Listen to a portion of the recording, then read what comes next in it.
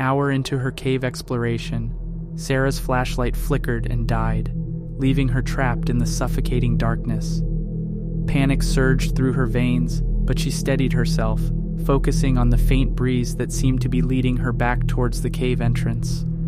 With each step, the inky blackness grew thicker, swallowing her whole, and she felt a growing sense of unease, as if the very shadows were alive and whispering secrets into her ear.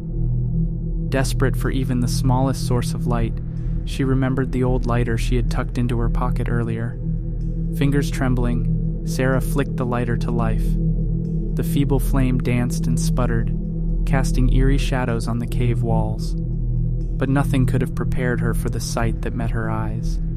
There, standing inches from her face, was a lanky, eyeless man whose pale, twisted features seemed to defy the boundaries of human anatomy. The realization hit her like a cold slap. It was this grotesque creature that had been blowing on her face, orchestrating the deceptive breeze that lured her further into the abyss.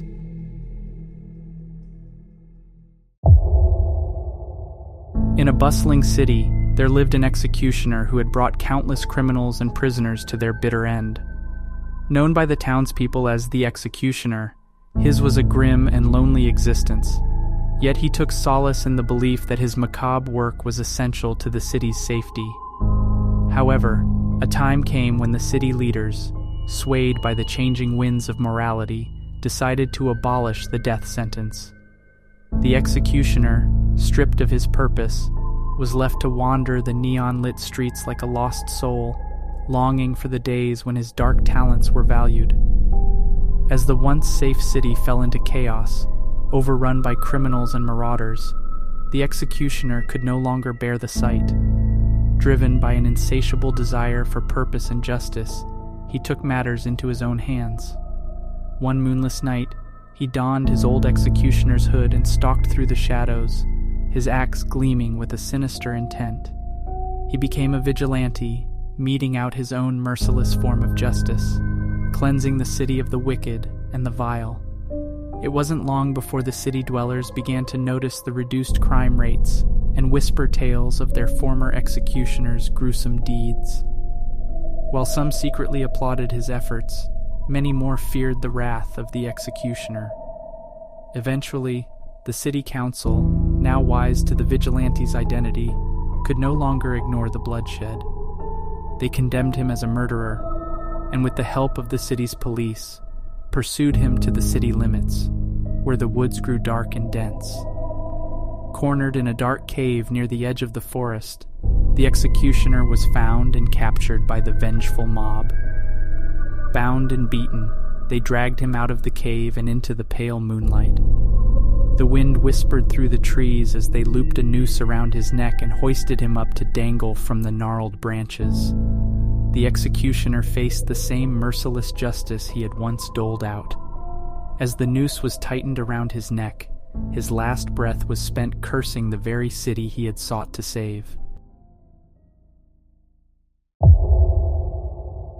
In the shadow of an ancient mountain, the enigmatic cave had long been a source of fear and wonder for the villagers who dwelt nearby. Its gaping maw seemed to consume all who dared to enter, leaving no trace behind. Murmured tales of the lost echoed through generations, naming the cave the Abyss of the Lost. Yet as the world advanced, so too did the village's thirst for knowledge. The elders, seeking to put the myths to rest, assembled a team of specialists armed with cutting-edge drone technology to penetrate the secrets of the cave and dispel the age-old fears. With a collective breath held in anticipation, the team guided the drone into the cave's inky depths, its cameras capturing a labyrinth of tunnels adorned with cryptic symbols and engravings that suggested a long-lost civilization. As the drone ventured deeper, it uncovered a sight that defied all logic and reason. Nestled in the cave's hidden sanctuary, bathed in the ethereal glow of bioluminescent flora, a multitude of people danced and sang with wild abandon. The missing villagers, spanning decades and even centuries, seemed untouched by the passage of time, their faces a bizarre blend of rapture and insanity. The drone recorded every detail, the footage a chilling testament to the cave's inexplicable power. This revelation sent tremors through the village as they grappled with the cryptic force that held their lost kin captive in an eternal dance. The villagers now faced an agonizing choice: attempt to rescue the entranced souls from their timeless prison, or let them remain, forever ensnared by the cave's bewitching embrace.